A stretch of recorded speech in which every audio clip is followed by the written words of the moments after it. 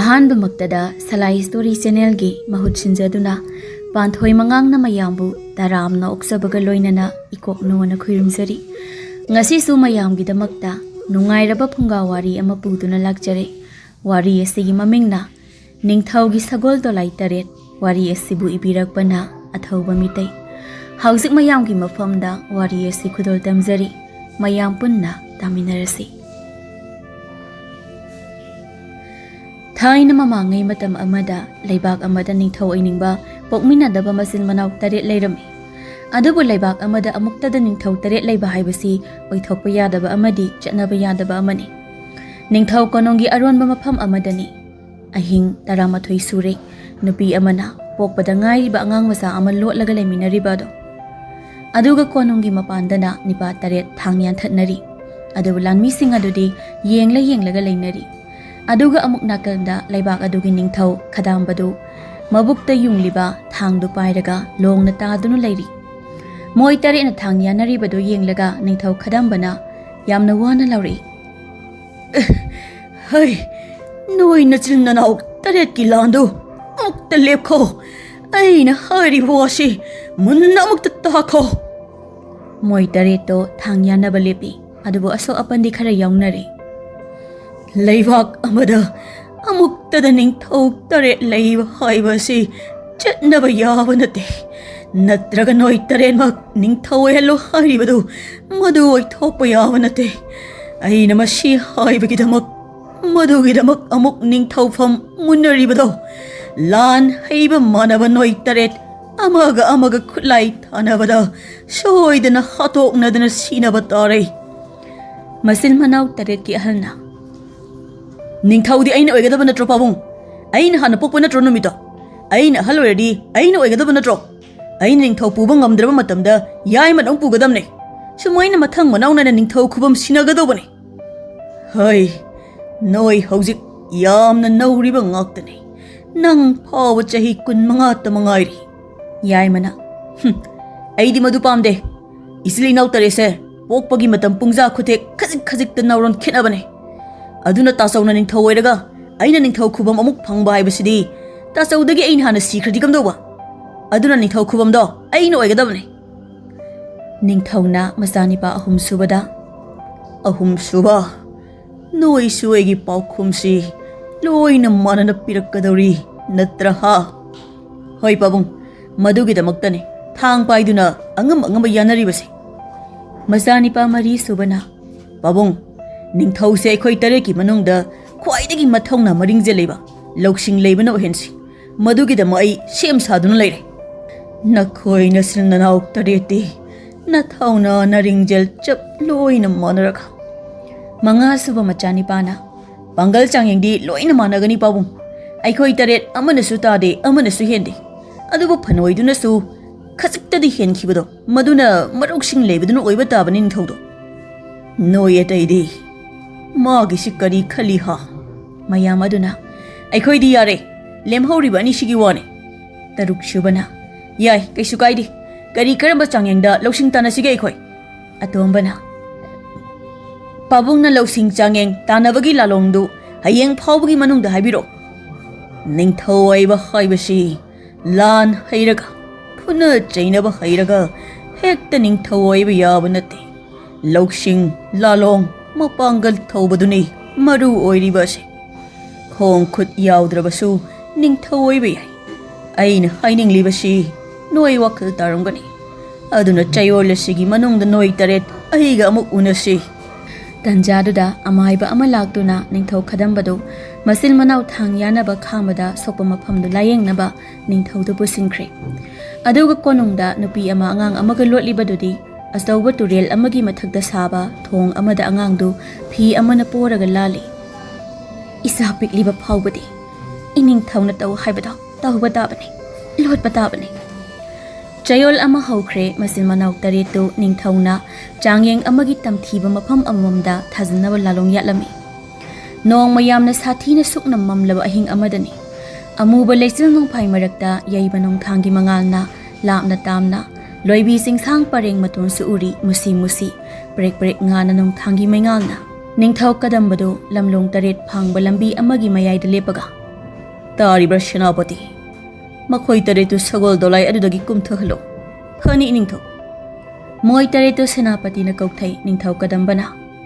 Changyeng maphamdana khoi taret na pugadaba. Sagol dolai taret ama amok lakani mafam masida. Aduga na khoi taret Sagol dolai taret aduda amamam tuongduna. Sagol dolai aduna puba mafam aduda chatkani. Aduga Sagol dolai duna khamba mafamduda kumgani na khoi. Masani pa ahanna. Aikhoi na tawgadawrisi karino pabung. Angang ama thigadabani. Pokpada ngairiba angang ama. Yai mana. Oh, angang haiba. Angang du phangadi. Angang du phangba miduna Ningthou oidori natro. Ha dudi pabung. Angang du phangba miduna Ningthou oigadawribani. Masani pa ahum subana. Thinthadana ai angang du thiba horaki. Kadai Sagol dolai du kauro. Mikup amagi manungda mi tongba yaba upu amamam yauba Sagol dolai taretu lambi taretu dagi amamam lapna tharakpa moi taret na ui amamba maraktu dagi adubu Sagol dolai du mina tharakpa amata natte Sagol khaktana chinglakpa dolai ni moi taretu mana chatningba lambi amadi Sagol singdu da yengna Ningthou gi masani pa mari subana afanungai gi changingdi oire khangi pabung gi changingsi manga suba machani pa na Aidi sagi apamba lambi khale mayam su khanaro taruk suba machani pa na aidi Sagol dolai de kare masani pa atombana khulai pudrabasu yagadra babung nasana sagi yaujariba khulai singaduna thengnaba khudong thiba pumnamak mayok na jaw masil manaw taretu Ningthou da khana yenglamlaga magi apamba lambi da changsinaduna Sagol dolai da kakhatnaki Soraren thaki amuba leisel singsu nongkhak kanna khaktuna ahauba makholda nongthang tari arap mafam singda awang ba upambigi matol kayasu nongthang ni yanbada segai duna taribado masil manaw taretu magi Sagol dolai manungdagi lapna uri mapanda masil manaw taretu Sagol dolai taretuna tapna lapna hankre khawang Nongpok nongsup ising mairam nungsit mairam maigi mairam maikai taret khaidok na krema khoi tareto masil manaw ahum subado Sagol dolai manungda tongna pokpada ngairiba angang adugi maming matha made nupara nupira su amata hairakti aikhoina su hanglutri aphanungai gi maphamdi sukoi oiri changengse ahal su somda Sagol dolai gi thonau panba u manungda da tonglaga adu boidi Ningthou oidaba sungya yade aduna angangdo Pangnaba thidaba yade ai atombana aikhoi taret na chaliba changliba mafam taret asigi manungda amadi soidana oigani angangna leramdoida madu aigi khuta ta sano angangdo yai mana angangduna aigi khuta taraba Ningthou khubamdu aigi ado mafam masi changlaga sum henjilakliba asibu Masil manaw mari subado Sagol dolai dagi makok doli thoklaga mamangda dolai chingliba Sagol duda yenglaga aduga asuk yahamna sukna mamba lambi si Sagol asina karamna dolai si chingduna puriba nong si suraklini sidi machil manaw taruk subana asuk kanna suba nong sidi aidi imana pokpadagi amukta phawba thingnarakti nong sisu nakna khaksilakli awangba usingsu nong thangna yeibada sigai duna laimaida tarakli Masil manaw manga subaduna nong thangna yeibada segairaba u pambi singsi aina tongliba Sagol dolai sigi lambida taslakadore ish alamdana siramnida Sagol sisu khamde kayada kana thoribana asumna moi tareto tamthiraba mafam taret ki lambi amamamduda Sagol dolai duna pusinba horaklami Ningthou konungdani Ningthou kadambado magi asokpa mathabaktu mabu layengliba amaibaduna Mapukchel onthongna pikreda Ningthou gi piba tarese Ningthou oiba nang hauridabadu mangaire mapadabu asumna khut thaba haibasidi moina tawriba thabak singdu mahai karisu yaloi anabasi mapangal kanna ushile Ningthou moina Ningthou oiraga laibag asibu karida nungai yaifaba purakadawrige aduna idi moi taret mak Ningthou amatta ohenba pamde madusu khanaba yaba wani Ningthou ado Ningthou moi taretuna kamdawba mafamduda kaya amna maril leibano yenglibani pukchel shengdaba miyoi amata mai paklaga thoklakloi manglaknabagum waba kaya thengnagadawribani makhoi taret adubu kaisu oiroi mai thiraga thoklakkadaba ngaktani pari puridagi Laibak asida Ningthou oigadaba miyoi khudingmak mafam aduda changyeng hana loina thajinduna buksel siengbadu madudagi mai paktuna tholaklaga Ningthou oina wasak lohonkiba ngaktani chahi chak kayadagi oh aina su asumna wari tajarakhi Ningthou adubu hojiki mirol nadi madugi changyengda semjin sajinbani haiduna kaya thajanakhi Ningthou madu hantaki charol sidagi amuk Hazan Horashanui Tau Maiba Ningthou Leibaki Sana Konungdagi Onthongna Lapkraba Khungang Amadani Khul Aduda Lehenba Kauba Mama Mapa Masil Manau Amata Leitaba Chahi Kun Khak Subada Ngairi Bani Pamasa Amalerami Adubu Nipa Masadu Khul Adugi Khulakba Oiri Maramdi Lehenba Chahiga Sanadaba Tabak Yamna Tawi Marau Sing Angakwa Pangnale Lehenbagi Khul Ningthou na Masak Khangba Oide Ningthou kayagi haktaktagi khullasi masak khanglaktri aduga lehenbagi khullasi chawraba singjau 13 na kuisinduna lei tamthiba sa kai singna sulandaduna leiri lehenbagi khundani khunja khara chingdolda chingkok thong amamam samda hapaga ahal nupi amana namit changledana sidia isa sa kumnaba tawrasi isa lehenba leitabada khunja singdo akiba phawramba tare lehenbana ibok Khungi akoibada lang loina thaklaga leiribasidi sa kay amata jangmangamloi kariguma maduda jangjaraklagana aikhoigi insang oijaredana nipa amana sa kaibu hatpa pamui hairagasu aikhoidi siba yaba nate aduna tangai phadana hatpa tabani lehenba angang amana khunkhada mi laubagi makhol taye ta lehenba kai makhol su taye nipa amana lehenba kai jangla malini sidi mani maya Noi aina puruk lambi duda dum lao ai halamage lehenbadu chingyang duda onthokna yangna chenthaki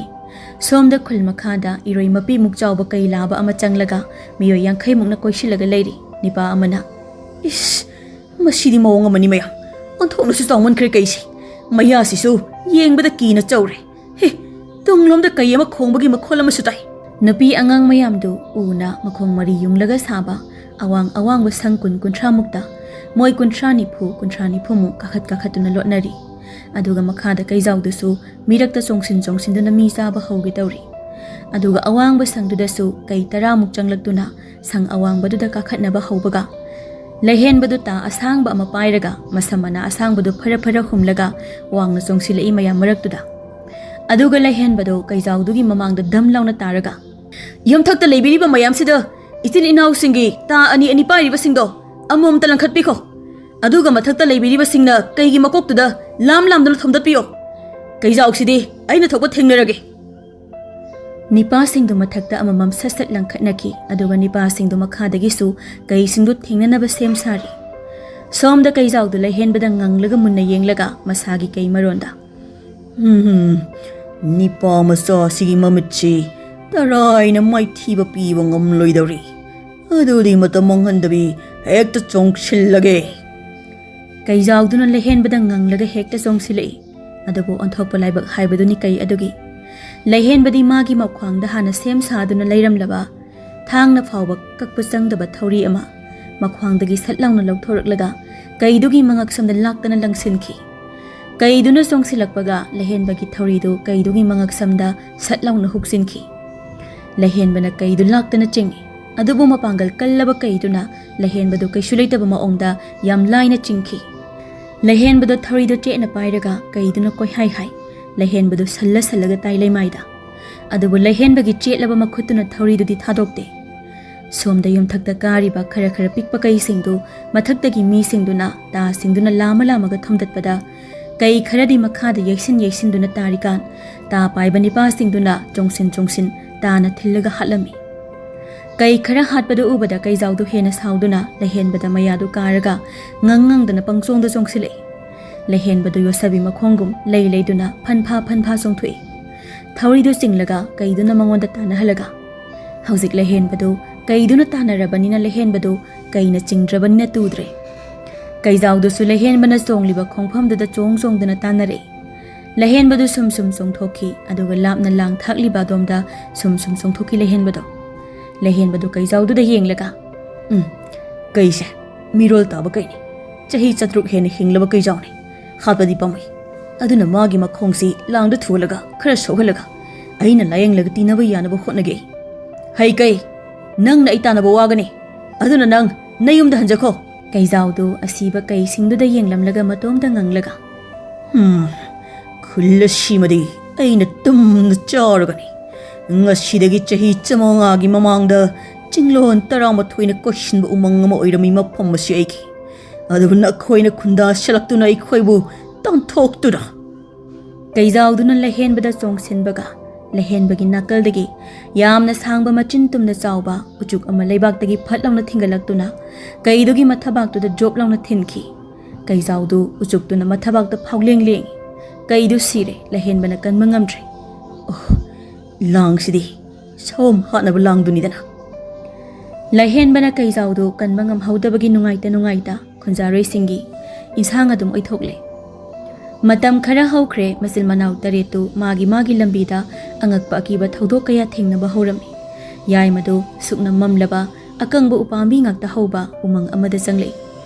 ꯑꯗꯨꯒ ꯃꯥꯅ ꯆꯪꯂꯤꯕ ꯃꯐꯝ ꯑꯗꯨꯁꯨ ꯃꯨꯛꯁꯨꯛ ꯃꯨꯕ ꯏꯁꯤꯡꯅ ꯈꯨꯕꯣꯝ ꯌꯧꯅ ꯊꯨꯝꯂꯤ ꯌꯥꯏꯃꯅ ꯆꯠꯄꯗ ꯅꯨꯡꯗꯨꯡꯒꯨꯝꯕ ꯎꯔꯨ ꯋꯥꯔꯨꯒꯨꯝꯕ ꯀꯌꯥꯁꯨ ꯌꯥꯏꯃꯅ ꯏꯁꯤꯡ ꯃꯅꯨꯡꯗ ꯅꯦꯠꯂꯤ ꯑꯃꯝꯕ ꯃꯔꯛꯇꯨꯗ ꯂꯩꯆꯤꯜꯁꯨ ꯑꯃꯨꯛ ꯊꯥꯔꯤ ꯎꯔꯛꯇꯣ ꯌꯦꯡꯕꯗ ꯋꯥꯈꯜ ꯊꯣꯛꯇꯕ ꯃꯐꯝ ꯍꯥꯏꯕꯗꯨꯅꯤ ꯌꯥꯏꯃꯗꯨ ꯃꯥꯒꯤ ꯊꯥꯡꯁꯥꯡꯗꯨ ꯆꯦꯠꯅ ꯄꯥꯏꯔꯒ ꯀꯔꯤꯅꯣ ꯍꯧꯖꯤꯛ ꯑꯩꯒꯤ ꯈꯣꯡꯗ ꯈꯦꯠꯂꯒ ꯆꯠꯈꯤꯕꯗꯣ ꯑꯁꯨꯛ ꯊꯧꯅꯥ ꯂꯩꯕ ꯑꯩꯅ ꯀꯔꯤꯒꯤ ꯑꯀꯤꯕ ꯐꯥꯎꯔꯤꯕ ꯑꯗꯨꯕꯨ ꯑꯆꯧꯕ ꯂꯥꯏꯔꯦꯟ ꯑꯃꯗꯤ ꯁꯣꯏꯗꯅ ꯑꯩꯒꯤ ꯈꯣꯡ ꯑꯅꯤ ꯀꯔꯛꯇ ꯆꯩꯇꯦꯛ ꯆꯦꯔꯪ ꯃꯥꯟꯕ ꯑꯃ ꯈꯣꯠꯂꯒ ꯆꯠꯈ꯭ꯔꯤꯕꯁꯤ ꯏꯁꯤꯡ ꯃꯅꯨꯡꯁꯤ ꯇꯝꯊꯤꯕ ꯇꯤꯟ ꯑꯃꯗꯤ ꯂꯩꯔꯦ ꯑꯗꯨꯕꯨ ꯑꯩ ꯀꯤꯕ ꯌꯥꯗꯦ ꯌꯥꯏꯃꯗꯣ ꯃꯃꯥꯡ ꯄꯥꯡꯅ ꯁꯨꯝ ꯆꯪꯁꯤꯜꯂꯤꯉꯩ ꯌꯥꯏꯃꯒꯤ ꯃꯇꯨꯡꯗ ꯌꯦꯡꯕꯗ ꯌꯥꯝꯅ ꯇꯝꯊꯤꯅ ꯃꯔꯤꯡ ꯃꯔꯥꯡꯕ ꯃꯈꯣꯡ 50ꯃꯨꯛ ꯄꯥꯟꯕ ꯋꯥꯏꯈꯨ ꯃꯥꯟꯕ ꯌꯨꯝꯃꯨꯛ ꯆꯥꯎꯕ ꯁꯥ ꯑꯃ ꯏꯁꯤꯡ ꯃꯅꯨꯡꯗꯒꯤ ꯇꯞꯅ ꯍꯧꯒꯠꯂꯛꯏ ꯑꯗꯨꯒ ꯌꯥꯏꯃꯒꯤ ꯃꯇꯨꯡꯗ ꯇꯞꯅ ꯂꯥꯝꯗꯅ ꯏꯟꯅꯔꯛꯏ ꯋꯥꯏꯈꯨ ꯃꯥꯟꯕꯗꯨꯅ ꯆꯠꯄꯒꯤ ꯃꯈꯣꯜꯗꯨ ꯇꯥꯕꯗ ꯌꯥꯏꯃꯗꯨ ꯇꯝꯊꯤꯕ ꯁꯥ ꯑꯃ ꯏꯟꯅꯔꯛꯂꯦ ꯍꯥꯏꯕ ꯈꯪꯂꯦ ꯃꯅꯝꯁꯤ ꯋꯥꯏꯈꯨꯒꯨꯝꯕ ꯑꯃꯒꯤ ꯑꯣꯏꯒꯅꯤ ꯑꯗꯨꯗꯤ ꯂꯩꯊꯣꯛꯂꯒ ꯄꯥꯛꯊꯔꯒ ꯍꯦꯛꯇ ꯍꯥꯏꯔꯒꯦ ꯊꯥꯡ ꯑꯁꯤꯅ ꯅꯍꯥ ꯑꯣꯏꯖꯔꯕꯁꯨ ꯂꯥꯟ ꯍꯩꯕ ꯃꯆꯤꯟ ꯃꯅꯥꯎ ꯇꯔꯦꯠꯅꯤ ꯇꯝꯊꯤꯔꯕ ꯊꯧꯗꯣꯛ ꯀꯌꯥ ꯂꯥꯟꯃꯤ ꯀꯌꯥ ꯅꯤꯡꯊꯧ ꯀꯌꯥ ꯅꯝꯈꯥꯏꯗꯨꯅ ꯍꯥꯠꯇꯨꯅ ꯂꯥꯡꯉꯝ ꯐꯤꯔꯥꯡ ꯌꯨꯡꯂꯨꯔꯕ ꯃꯆꯤꯟ ꯃꯅꯥꯎ ꯇꯔꯦꯠꯅꯤ ꯌꯥꯏꯃꯗꯨ ꯊꯥꯡꯗꯨ ꯆꯦꯠꯅ ꯄꯥꯏꯔꯒ ꯆꯠꯅ ꯃꯥꯒꯤ ꯊꯥꯡꯗꯨ ꯃꯇꯨꯡꯗ ꯁꯠ ꯂꯥꯎꯅ ꯍꯥꯏꯔꯨꯕꯗ ꯃꯇꯨꯡꯗ ꯂꯩꯔꯝꯂꯤꯕꯗꯨ ꯃꯁꯥꯅ ꯋꯥꯏꯈꯨ ꯑꯣꯏꯔꯒ ꯃꯀꯣꯛꯅ ꯍꯤꯡꯆꯥ ꯌꯥꯏꯇꯝꯕꯒꯤ ꯃꯀꯣꯛ ꯑꯣꯏꯔꯝꯂꯦ ꯁꯤꯗꯤ ꯀꯔꯤꯅꯣ ꯅꯤꯡꯊꯧ ꯆꯥꯡꯌꯦꯡꯒꯤꯗꯃꯛ ꯂꯥꯛꯂꯤꯕ꯭ꯔꯥ ꯅꯪꯁꯨ ꯃꯐꯝ ꯑꯁꯤꯗ ꯀꯔꯤ ꯅꯪꯗꯤ ꯃꯇꯧ ꯀꯔꯝꯅ ꯈꯪꯂꯤꯕ ꯃꯗꯨꯗꯤ ꯅꯪꯅ ꯏꯁꯤꯡ ꯃꯅꯨꯡꯗꯨꯗ ꯅꯦꯠꯂꯤꯕꯗꯣ ꯎꯔꯨ ꯋꯥꯔꯨ ꯅꯨꯡꯗꯨꯝ ꯑꯃꯠꯇ ꯅꯠꯇꯦ ꯇꯥꯏꯕꯪ ꯃꯤꯒꯤ ꯃꯀꯣꯛ ꯑꯃꯗꯤ ꯁꯔꯨ ꯁꯌꯥꯡ ꯉꯥꯛꯇꯅꯤ ꯑꯗꯨꯕꯨ ꯄꯨꯛꯆꯦꯜ ꯁꯦꯡꯗꯕ ꯃꯤꯗꯤ ꯃꯐꯝ ꯑꯁꯤꯗꯒꯤ ꯃꯥꯏ ꯄꯥꯛꯂꯒ ꯀꯅꯥꯃꯠꯇ ꯍꯟꯈꯤꯗ꯭ꯔꯤ ꯑꯗꯨ ꯀꯩꯗꯧꯔꯒꯦ ꯑꯩꯁꯨ ꯂꯥꯟꯐꯝꯗ ꯂꯥꯟꯃꯤ 1000ꯒꯤ ꯃꯊꯛꯇ ꯍꯥꯠꯈ꯭ꯔꯕ ꯅꯤꯡꯊꯧꯒꯤ ꯃꯆꯥꯅꯤ ꯑꯗꯨꯒ ꯑꯩꯅ ꯊꯧꯅꯥ ꯐꯕ ꯀꯌꯥ ꯍꯥꯠꯈ꯭ꯔꯕ ꯑꯩꯒꯤ ꯈꯨꯠꯇꯒꯤ ꯅꯥꯟꯊꯣꯛꯄ ꯉꯝꯖꯔꯒꯅ ꯍꯤꯡꯖꯔꯦ ꯋꯥꯏꯈꯨ ꯍꯤꯡꯆꯥꯕꯗꯨ ꯃꯥꯒꯤ ꯋꯥꯏꯈꯨ ꯃꯈꯣꯡ ꯃꯈꯨꯠꯇꯨ ꯌꯥꯏꯃ ꯇꯝꯅ ꯂꯥꯝꯗꯅ ꯆꯦꯟꯁꯤꯜꯂꯛꯏ ꯏꯁꯤꯡ ꯃꯔꯛꯇꯨꯗ ꯌꯥꯏꯃꯁꯨ ꯋꯥꯏꯈꯨ ꯍꯤꯡꯆꯥꯕ ꯇꯝꯅ ꯂꯥꯎꯔꯒ ꯆꯣꯡꯁꯤꯟꯈꯤ ꯊꯥꯡꯁꯥꯡꯗꯨ ꯍꯥꯏꯒꯠꯂꯒ ꯃꯣꯏ ꯑꯅꯤ ꯑꯔꯣꯏꯕꯤ ꯊꯥꯛꯇ ꯂꯥꯟꯊꯦꯡꯅꯔꯤ ꯌꯥꯏꯃꯗꯨ ꯀꯟꯅ ꯂꯥꯎꯔꯤ ꯑꯩ ꯃꯥꯏꯊꯤꯕ ꯌꯥꯗꯦ ꯑꯩ ꯅꯤꯡꯊꯧ ꯑꯣꯏꯗꯕ ꯌꯥꯗꯦ ꯃꯆꯤꯜ ꯃꯅꯥꯎ 5 ꯁꯨꯕꯗꯨ ꯑꯣꯟꯊꯣꯛꯅ ꯋꯥꯡꯂꯕ ꯑꯁꯨꯛꯄ ꯆꯤꯡꯖꯥꯎ 2 ꯀꯔꯛꯇ ꯁꯥꯕ ꯌꯥꯝꯅ ꯃꯜꯂꯕ ꯎꯔꯤ ꯋꯥꯔꯤꯅ ꯌꯣꯝꯂꯕ ꯊꯣꯡ ꯑꯍꯥꯏꯕꯤ ꯑꯃꯒꯤ ꯃꯇꯥꯏꯗ ꯂꯦꯞꯄꯒ ꯊꯣꯡꯁꯤꯗꯤ ꯈꯣꯡ ꯅꯦꯠꯐꯝ ꯐꯥꯎꯕ ꯌꯥꯎꯗ꯭ꯔꯤ ꯂꯣꯏꯅ ꯇꯦꯛꯈ꯭ꯔꯦ ꯑꯗꯨꯕꯨ ꯑꯩ ꯂꯥꯟꯗꯕꯗꯤ ꯌꯥꯗꯦ ꯊꯣꯡꯁꯦ ꯑꯗꯨꯒ ꯅꯨꯡ ꯑꯗꯨꯗ ꯏꯍꯧꯔꯤꯕꯗꯨꯅ ꯊꯣꯡ ꯑꯁꯤꯒꯤ ꯃꯅꯥꯛ ꯍꯦꯛ ꯌꯧꯕꯒ ꯊꯣꯡꯁꯤ ꯊꯨꯅ ꯂꯥꯟꯒꯗꯕꯅꯤ ꯍꯥꯏꯅ ꯏꯍꯧꯔꯤ ꯑꯗꯨ ꯂꯥꯟꯍꯧꯗ꯭ꯔꯒꯅ ꯀꯔꯤ ꯊꯣꯛꯄ ꯃꯆꯤꯟ ꯃꯅꯥꯎ 5 ꯁꯨꯕꯗꯨ ꯉꯥꯏꯍꯥꯛ ꯋꯥꯈꯜ ꯈꯜꯂꯤꯉꯩ ꯅꯤꯡꯊꯧꯒꯤ ꯃꯆꯥꯅꯤꯄꯥ ꯂꯣꯏꯍꯦꯟꯗꯨ ꯃꯥꯒꯤ ꯃꯅꯤꯡꯗꯒꯤ ꯀꯔꯤꯒꯨꯝꯕ ꯑꯃꯅ ꯇꯨꯡꯗꯒꯤ ꯂꯥꯛꯇꯅ ꯏꯜꯂꯛꯏ ꯂꯣꯏꯍꯦꯟꯗꯨ ꯊꯣꯡ ꯃꯈꯥꯗ ꯑꯣꯟꯊꯣꯛꯄ ꯐꯤꯕꯝ ꯑꯃꯗ ꯂꯥꯎꯔꯒ ꯄꯥꯏꯊꯈꯤ ꯂꯣꯏꯍꯦꯟꯗꯨ ꯐꯅ ꯋꯥꯡꯅ ꯄꯥꯏꯊꯔꯛꯂꯕ ꯃꯇꯨꯡ ꯂꯣꯏꯍꯦꯟꯗꯨ ꯉꯥꯏꯍꯥꯛ ꯋꯥꯈꯜ ꯃꯥꯡꯂꯒ ꯎꯔꯤ ꯋꯥꯔꯤꯗ ꯄꯜꯂꯒ ꯂꯩꯔꯤꯉꯩ ꯂꯣꯏꯍꯦꯟꯒꯤ ꯃꯅꯥꯇꯣꯟ ꯃꯌꯥ ꯃꯅꯥꯀꯣꯡꯗ ꯀꯔꯤꯒꯨꯝꯕ ꯃꯆꯩ ꯑꯃꯅ ꯀꯛ ꯊꯤꯜꯂꯛꯏ ꯂꯣꯏꯍꯦꯟꯗꯨ ꯈꯪꯄ꯭ꯔꯦꯛ ꯈꯪꯅ ꯃꯃꯤꯠꯇꯨ ꯁꯠ ꯂꯥꯎꯅ ꯄꯥꯡꯊꯣꯛꯄꯒ ꯃꯃꯤ ꯁꯥꯃꯤ ꯇꯧꯕ ꯃꯩꯈꯨꯋꯩ ꯀꯔꯤꯋꯩꯁꯨ ꯇꯧꯕ Thawai miren manba mami amana magi manakongda maikhu kamsilaga leirambaduda lohendu khangpre khangna uri wari makhaduda mathang adum tarai lauraga ho ima haiduna mahak lauraga makhada tarai lohengi mathakta thawai miren manbadasu adum mathaktagi paithare lohen tamna lohendu thawai mirenduda yenglaga he karino masidi imana pokpadagi amukta udriba maikhunidana lohendu wakal khana uri wari singdo tattatana tare aduga kari sulaitaba malang tarang amada satlauna tauraga lei lohenbado he aina lerisi sundungdra lohena pairaga leiribado kari mata leite masasu malangda adumak pairaga leirambadagi lohengi masado akanba nonglei nuksit amana huru leibada masado khungdongna amuk unglammi lohenbado mapunsida amukta thengnadriba awabane mana ngasi thengnaribado kananumta ibu kanbiyo lohen banan laubada lai manba ahal amagi khonjelda nangi wakhal na sontharaba nang mafam masida adum sire mafam sidi khulai na lantheng nagadaba changyeng nate kokilani losing na nangi khulai ni namito che na wishilo wakhal losing na lantheng no lohen bada wakhal khangta tabago he ai bu kaidoreba ai shibiyate ai ningthou gadaba wari aduna ai mana hairambudu tawrake lohendo mamit chejet wisilaga mondrang tawba hobaga thawai mirendo lohengi manakta changsilakpa manba manil ama phangi lohendo mikup khara tumina wakhal khara thadaraba matung he gi papangal kallaba thawai mirel mahaksu thawai ni da mahak ti asibadagi thokhraba thawai mirelni aduga nangdi aigi hakchangda yauriba ahingba mapangal kallaba thawai mirelni aduna chatlu tho asiba phattaba thawai mirel asiga mayok naruro chatlo tho aigi thawai mirel ahingba Ningthougi masanipa taret lausing yamna leiba ngaktani adubu mabuk phattabana Ningthou kuba munarakpani mikup amagi matungda lohengi thawai mirendu satlongna paithorei adubu lohendu asibugum pairaga lehore ahangba sundrang natrangduda lohengi thawai mirendu phattaba thawai mirelduda manil oina pop launa thomjinki thawai mirel anidu malang sundrang manba ahangba maphamduda amuk setokna amuk thomjinna moi anina thomjinnabada phut mutminei aduga moi ani amuk setoknabada leijil ani thengainabugum nongthang prek kapi malang sundrang man maphamdu pungan ngali tha thawan mijak thengainabugum Ningthougi masanipa ahal taibangdu onthokna wanglaba nungi singdum amagi matonda yamna ngakna lepaga aidi mafam asida matau krana leiramliba oh sagol aduna yamna mumba mafam amada changkhibadagi ai wakhal du mangkhriko asumna ikoi tarenmak tawramgadaba maliko ado akoi basidi ngaksak ngangba achakpa maitalna manil phong sana karaga leikri taibang du tapna phamthage tawbaga chingi nungdum du throknom lei ai tadore mairakta ai tadore taibang du makhong du nungdu dagi satlauna tusilaga matum taba chingi nungdum adudagi soro launa sithare taibang du lauraga magi thang du thuna satlaga nungdu da hekta pangthinda thilli adugu taibang du nungdu dagi lepa leitana dum sitharaga nanthare i adum hauzik taibang du maital da taga dore ai sibadare ai pambai ma tawdaba yadre ai thang sin nungchi da pangthinda thilaga ai taibang na nungda pangthinda thinbada nungkarak ama leiramduna nungkarak tu da magi thang du palami hauzik taibang thang du pallaga yaliba nungdu matum taba oirami nung matum tabadu maital du da su thengdabi malang tarangda pairaga leiba nungdum ama oirami taibang du thang du da yana makhada yengtharaga hoi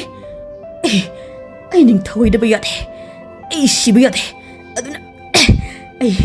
thang sin nungsida tin duna karaga taibang du nungdu da tin duna kare onthokna chawraba ising ipak amagi irol nungda masadu wakhal tadana lupaga leiri Ningthougi masanupa taruk suba wanghendo irol nungda ising ithakdagi ka ama hena luptharakpana masada ayingba phaurakle wakhal tadrabasu sor tatkadawri mahak makhong makhudu phat kauri sor tatlamdagi wanghendo aduga wanghendo siba makti natribanina wakhaldi khali mamit uishinna ima Nachaba amukta hudokpiyo. Nacha manglaknari ima.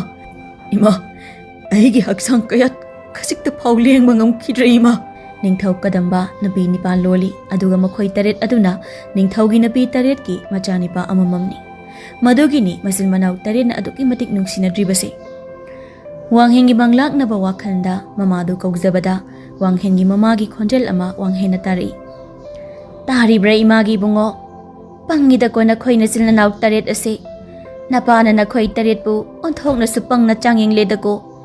Nabuk phattaba nakhoi nasil nanaw taret na maram oiraga. Ngasidi napa Ningthou su laibak miya mamangda ikai phiruk khumledo.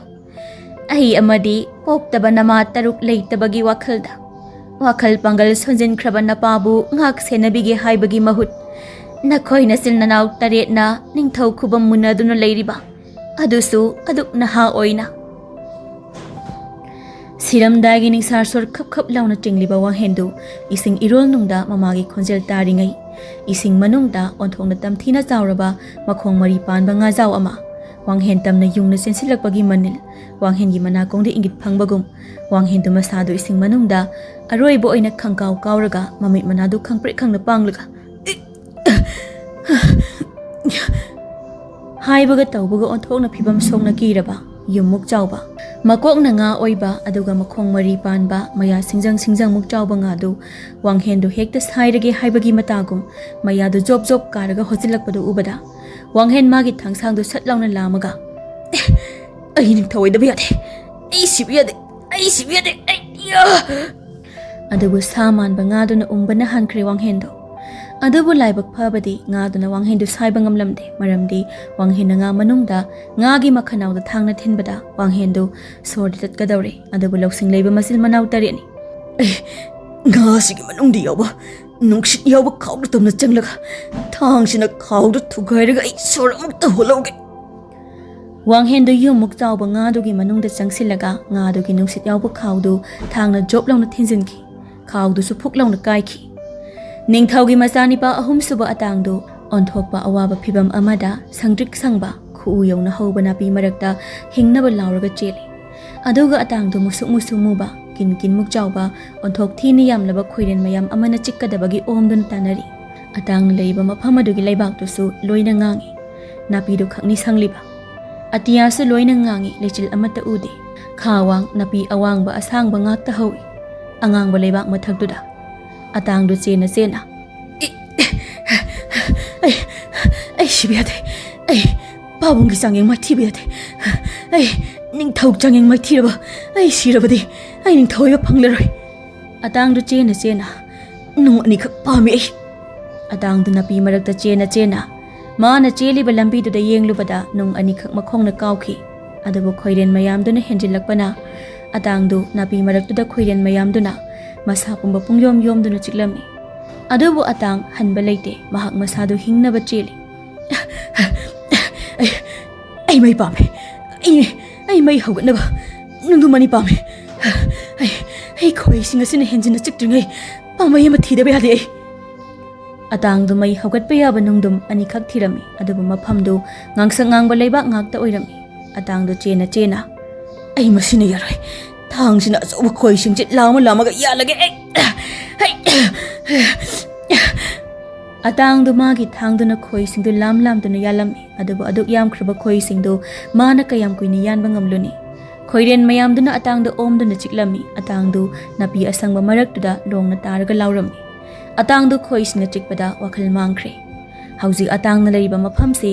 taibang miyoiba kana amata na udriba mana masing ohei wahai yamna hauba panba onthongna phazaraba mafam amadani kayagi matik phazage haibabu mafam du da ngahak phambada nahak isai mayek amadi soidana thokani amadi mayek adugi sur amasu soidana thokani nahaki chimbaldagi nahak na onthokna thamoi kallaba mi ama oizarabasu mafam sida ngahak phambada nahak hairang leirang sing asigi nungsiraba manam sing sina nahaki nungumna kallaba thamoi du soidana bere petharakani ngahakti wari bari baisu ai bagi wahai se tabada pana aigi lainagum tholaba thamoi se hena amuk haipet petharake tawe kayada haina ikraba ai bagi wahai Hauzi atangdo masa pumba masaktu lopam khangdana pungpom pomraga sigadaba mikup ngaiduna masado khap chinglaga mayadu karaga long ni hipaga taduna leiringai onthokpagi daw haibadani atangi daw bub bub lawba asauba khoi mapi ama paisilaklaga atangi mamai mapadu da paina kaino mapi lawna kapsilami khoi mapi duna atangi mamai duda khoi mapi gido atangdi yam usitana mangsilamba male aduga khoi du kanna yangna amuk paiki adubu khoi mapiduna mangsilambado atangi mayada takraba male atangdu khoigi mahidu sugatlaga kutlauna yosinki aduga atangdu mamito khangpang pangthori chapumuk launa mamito Ningthougi masanipa atombado yamna pikpa surung manung amada masadu chaplaga leiri ai hujik kaidogani surung sidi changda sumsum khujilagli base sida sumuk mayek si iraga leiramne surung sida changkhraga khongkap ama phaw maning handokpa yade karigumba maning hek hanbada surung si sung khujilakani surung asina nangbu chakhaiduna hatkani adudi ai maning da kasikta phaw maning hanba yadre hadakti ai gi manglan mang phawna daba yade ai ningthou oidaba sukya yade pokmina daba iselinaw singi mamang da ai mai thiba yade ai mamang lom da khotana maning sidi loina muk phunjilak ledan surung asidi nung singa sina ai soidira siba tare atong onthong na khuraba surungdu mamang lom da makhuna khotuna changsilai mikup kharagi matung atong phaklangi nung ani karak amada amuk makhut ani dra masadu yam kana ngakli nung du su atong da tapna chapkhairakli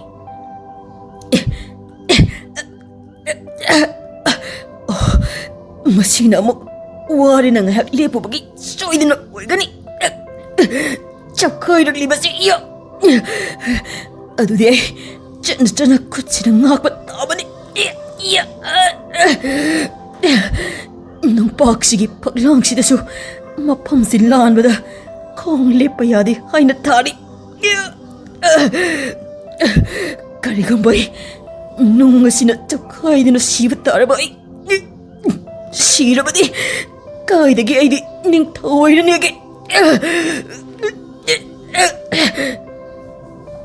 atong usin nasina chapkhaiba phaklangdudagi mathoi hingduna tholaklami adubu onthokpagi laibak haibaduni atombagi laibak atombana hauji amuk leplibasi sagol amagi manaktani atombadu sagol du thariba mayektu yenglaga mangdu uriba lambi asida sagol asiga lamjen tanaduna chen khigadabani karigumba panthungdu sagol na hankraba nangi punsigi aroiba mikup maphamsida oigani adute I hujik kaidoba tai hakchang sidi surung madi phaklang ani du langthoknaba hotnabada isa se pangal thongna amta yautre chatpa phawba ngamdre karina mafam basina asukana nomli base sahurba sunung manung asi ning khairakle aduga sagol asisu makhong thangatuna chengadabagi khongba horle hera napa thorabigi macha adudi ai sagol sida tongkhalaga sagol sigi mangak samasi thori silaklaga hekta tongkhalage da hera siraga si changaga chang sida leirabasu sida bodam leirabasibu ya hai tau yengagi ya haujik ningthougi masani pa mari suba wanguna leiribasi leithak lekha mathanga onba mafam amadani wangu du leimai gumba amada netlaga napna masadu yung tharaklaga makhada yam wana yeng tharakli aduga makhuttu makha thangba leimai de kanna lamli aigi khongse kachingta phawa machi lengba yakire aduga ina mathak makha onthokna duna leiribasi kadai waidano ya khonga makha thangat ya thangat ngamlabadi wangogi makhongdu mathaki leimai du naplaga adum leiri makoktu somda yung tharaga masi phaw lengba ngamdana wangu du tumbada manglakna bagum warami wangu du phambasu yada lepasu yada chepasu yada mapunsida khwaidagi waba thawdo haibadu oirami phambasu yada ba lepasu yada ba adude ikidogani aduga makhoi taruk tu su aigumna aiga chapmanaba awabasi thingnaramgatra natraga makhoibu yumda loina hankrabajala ai mafam asida mikup ama phawa leithaba yade ai pambai ama tawduna ai gi manglak nariba sidagi mikup thoktaba yade ꯑꯩ ꯅꯤꯡꯊꯧꯑꯣꯏꯗꯕ ꯌꯥꯗꯦ ꯑꯗꯨꯒ ꯑꯁꯨꯛ ꯌꯥꯝꯅ ꯅꯨꯃꯤꯠ ꯀꯌꯥꯅꯤ ꯈꯨꯗꯣꯡꯊꯤꯕ ꯊꯧꯗꯣꯛ ꯀꯌꯥ ꯃꯥꯌꯣꯛꯅꯗꯨꯅ ꯂꯥꯛꯂꯤꯕꯁꯤ ꯄꯥꯕꯨꯡꯅ ꯍꯥꯏꯕ ꯑꯉꯥꯡꯗꯨꯗꯤ ꯊꯦꯡꯅꯗꯕ ꯅꯠꯇ꯭ꯔꯒ ꯑꯉꯥꯡ ꯑꯗꯨ ꯃꯣꯏ ꯇꯔꯨꯛꯀꯤ ꯃꯔꯛꯇ ꯀꯅꯥꯅ ꯐꯪꯈ꯭ꯔꯕꯖꯥꯠꯅꯣ ꯑꯩ ꯏꯁꯤꯡ ꯆꯤꯡꯅꯩ ꯋꯥꯈꯜ ꯑꯁꯤ ꯑꯗꯨꯅ ꯑꯩ ꯃꯐꯝ ꯑꯁꯤꯗꯒꯤ ꯊꯨꯅ